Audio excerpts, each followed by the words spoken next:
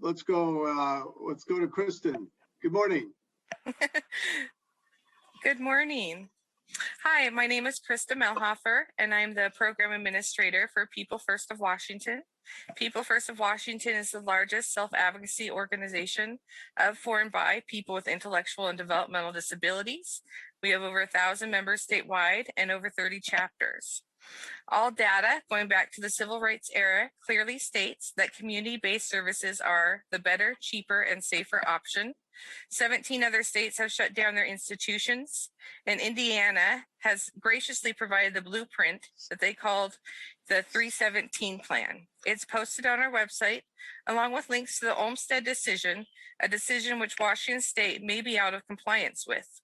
The state continues to not provide opportunities for people with IDD to live in the least restrictive environments and proposes institutional expansion. Approximately 70 individuals have been waiting in state institutions for community placements. Half of those individuals have been waiting over 2 years. Currently, supported living does support people receiving nursing care in the community. Those individuals are paying rent with all their Social Security funds so that they can remain in the community. It is only possible in certain communities due to rent pricing, accessible home availability, and compassionate landlords. The state must fund housing for people with intellectual and developmental disabilities within its capital budget, and then aggressively review the state's Olmstead plan for compliance.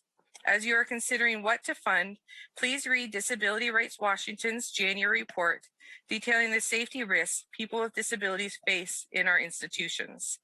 Please Can you wrap up, Ms. Milhofer? Yep. Consider the amendment to invest in safety nets with the Fircrest Nursing Home proposed amendment agreed upon with the IDD community, and fund the closure of the Rainier School Institution. Thank you. Thank you. Ms. Clark. My name is Julie Clark. My Toby Dynadox to share my message about I feel no one needs to live in. These are my words. In my speech will help me get them early. You will see in my disability. I am 54 years old and I live in Lacey. I was in Eastern State Hospital 3 months in 2001. COCUA is a residential provider, and they got me out of the hospital in September of that year and put me to my apartment with day and evening caregivers. I was in independent living. In independent living, my caregivers did flee. I was able to know as I pleased. My transportation was using public transportation. Being independent was especially important to me because I could set my schedule. I chose how to run my life. I worked for the Department of Health and Human Services as a secretary for 17 years before I retired in 2009. Work was special to me because I was involved, contributed to my community. I was an important member of that organization for many years. The United of Olympia is my church. I have been going there for over 25 years. I am an active member of my church. The church is important to me. As I age, I could not take care of myself. I need to have 24-hour care. So, COCUA placed in a shared home. COCUA runs. I had a roommate who was yelling all the time. My roommate, the directors. Being in a shared home was not safe for me. In November 2019, I moved to an apartment in Lacey with CO's help. I get 24-hour care. A nurse comes to check on me because my hair is high. I have a feeding tube, vest chest compression machine, and hair lift. My caregivers go everywhere. It is nice to be living on my own again. I was in and out of hospital 6 months of 2019. Shelley is a nurse that COCUA hired. She has taught me how to breathe better. I've not been to hospital with Shelley's help since January 2020. I am in community in a supported employment program that allows me to continue to be active in my community now that I am retired. It's still essential for me to be involved in the community. I do a lot of advocacy and volunteer work. When I was in an institution, not the community, I'm pleased to be in the community to set my schedule and be involved in whatever activities I choose. I have all the freedom that health will, and I am grateful to be an act of my community. A group of self-advocates was formed known as the Shut Them Down Coalition, and I am a member of this group. This group wants to close all the residential rehabilitation centers, HC, to allow all of these individuals to be active members of our community. I strongly believe that all disabled people should live in the community and that nobody should in HC. Will you sign a petition to shut down? Thank you, Ms. Clark. Robert Wardell. Hi, Madam Chair and Madam Speaker. My name is Robert McDowell Wardell. I'm a self-advocate with different variety of things. I used to live at Rainier State School in the 1980s. I got out Rainier in 1988.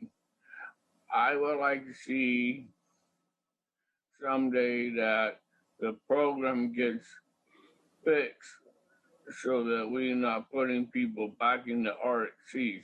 Thank you. Thank you, Robert. And Eric Mathis.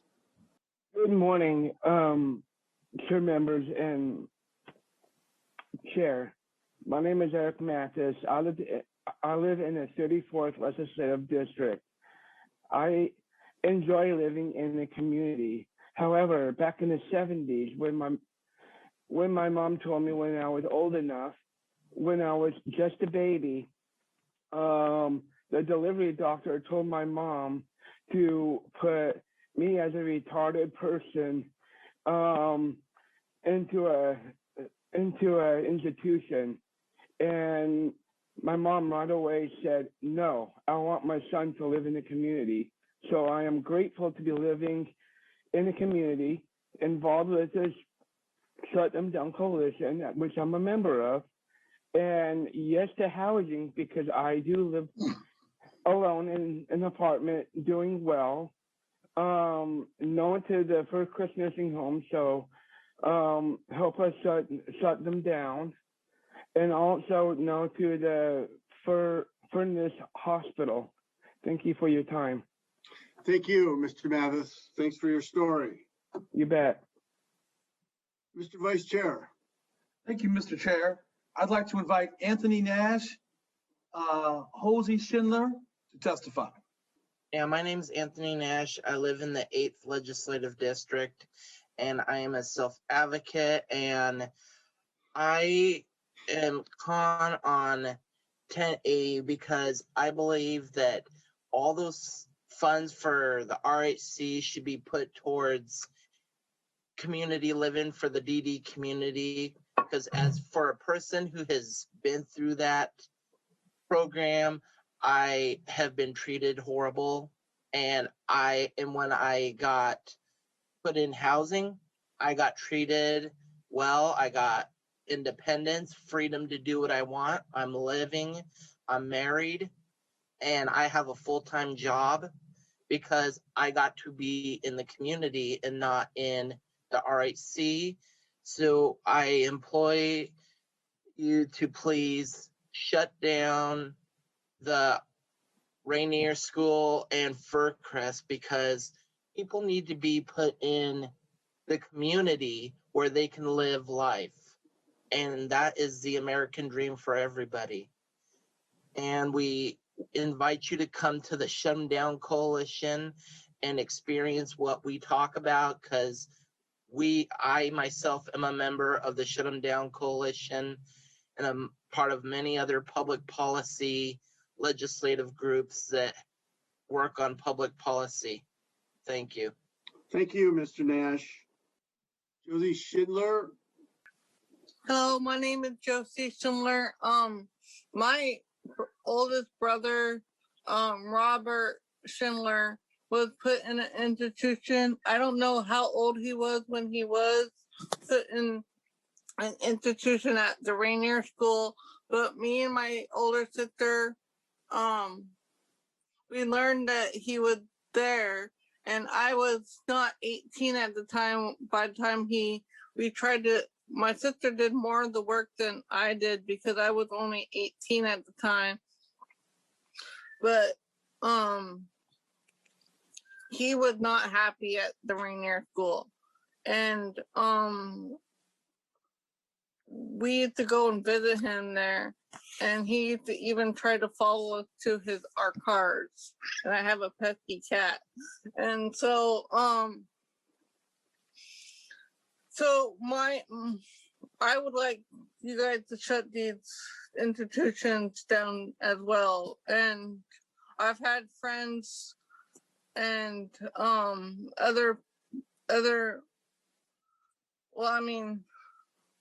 friends of relatives that got put in the Washington State Hospital in Stilcombe, and they said that they were not happy there either.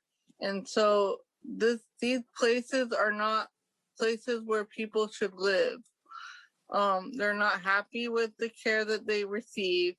And I would like you to put the money toward community living, because community living puts people out in the community, such as me and my brother.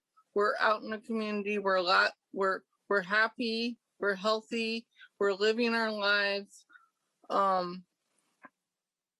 And I just would like you guys to shut them down. Thank you. Great. Thank you, Ms. Schindler. I am Michael Raymond. The doctors told my mother to put me in the institution, but please, I want you guys to close them down. Please close them down, because I deserve, the people in there deserve to be out in the community. Please cut them. Please close them down. Thank you. Thank you, Michael. Ms. Ferrer. Thank you, Chair Theringer, and members of the committee. I'd like to first start by echoing what Mike Raymond just said and say that I'm Daria Farvar with Disability Rights Washington. We strongly oppose building a $612 million forensic hospital on the grounds of Western State Hospital, and oppose building a $120 million nursing facility for folks with developmental disabilities on the grounds of Fircrest. First, for the forensic hospital, simply put, the requested 350-bed hospital does not provide treatment and is not necessary. DSHS's own bed analysis does not support this request and does not take into consideration the state's investment in True Blood implementation. The nursing facility. People with developmental disabilities should not be forced to live in segregated institutions in order to access the care they need. DSHS reports show that people with acute support needs can be successfully served in the community where they prefer to live. Lastly, we appreciate the $8 million allocated to build 2 new crisis stabilization facilities in King County as part of the True Blood settlement agreement. However, we are concerned, and I've heard from local experts that based on similar prior construction projects that this is not enough. We urge you to allocate additional funds here. Instead of spending $732 million on ineffective ways to serve folks with disabilities, please invest in supportive housing and community services. Thank you for your consideration. Thank you.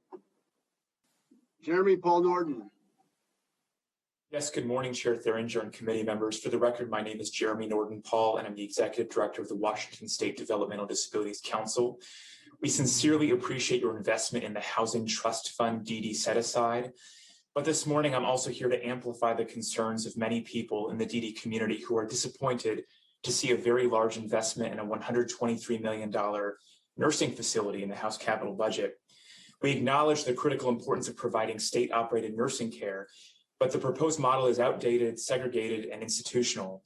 The DDC and other advocates developed an alternative proposal for community-based, state-operated nursing care. We were very pleased to see some of those elements incorporated into the other chamber's capital budget, including a pre-design of community nursing homes, and we respectfully request that you consider doing the same. You know, in Washington State, we so often talk about aging in place as being one of our guiding principles, and we believe it's our collective responsibility to ensure that principle is being applied equitably to the developmental disabilities community. And so we appreciate your leadership and the difficulty of the decisions ahead, and we're eager to be a resource as you identify a path forward. Thank you. Thank you. Ivona Smith. Ivona, welcome. Hello, thank you, Chair and members of the committee. My name is Ivanova Smith, and I represent Self Advocates and Leadership. Sadly, we have to oppose this bill due to the funding that is going to be allocated to the nursing facility at Faircrest. People numbers with have lived in these institutions and have been abused in these institutions. We don't think it's wise to put that nursing home on those grounds. Instead, this should be local community nursing facilities in people's local communities, and allow people to get nursing care in their homes and let people age in place. That people should be able to get nursing care in their local communities where they can stay near their friends and families and people that they know and who know of them. So I please ask you to reconsider that funding to making that nursing home on Faircrest and instead use it for community nursing care. Thank you very much. Thank you. Good morning, Diane. Good morning, Chair Theringer and members of the committee. My name is Diana Stadden. I'm with the Arc of Washington State, and we sent you a budget side by side this morning for the capital budget. We are strongly opposed to the nursing facility at Faircrest for $120 million. And in addition, by spending another more than $32 million on the adult training program at Faircrest, you're spending more than $150 million on institutional buildings. And yet the only funding for the community where the vast majority of people live is $5 million in the Housing Trust Fund. Even though there's more than 70 people in the RHCs who've been on a waiting list, some for years, to move to the community. The ARC drove the creation of our state school for kids with developmental disabilities more than 70 years ago. And it was because there were no community services then. But it's time to retire that model and put the homes in the community where the services are. The other body chose to not spend so much on the ATP by just relocating and repurposing a building for that training, which actually should be in the community. And the other body heard the voices of 99% of the DD clients that they included some community nursing homes in small settings. They also looked at generating revenue specifically for the land trusts that specifically benefit services for people with DD.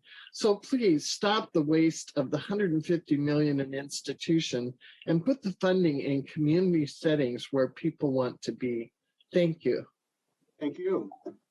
Is Cody Wells available? Hello, I'm Cody Wells. I'm the Vice President of the People First Board of State Directors. I'm also here to say that these institutions need to be closed. We don't need more institutions. I've been on my own for 21 years. I almost went in a group home when I was younger. The thing is, these institutions are not allowing these individuals to have a life. We have so many people on our People First groups, 30 chapters. We need to have these institutions, the money, because like Diane said, the money needs to be set aside for some other groups, some other community things, because these institutions, we need to shut them down. The one that our governor, if he wants to bring in, no. Close the institutions down, allow these people to have a life, able to be with their families, and able to show people that these people are individuals with disabilities have a life to see their families. Thank you so much. Thank you, Mr. Wells. Jeanette Ivy, welcome. Thank you, guys. My name's Jeanette Ivy, and I am the president of People First of Snohomish County. And I'm wanting to say, shut them institutions down. We don't need them.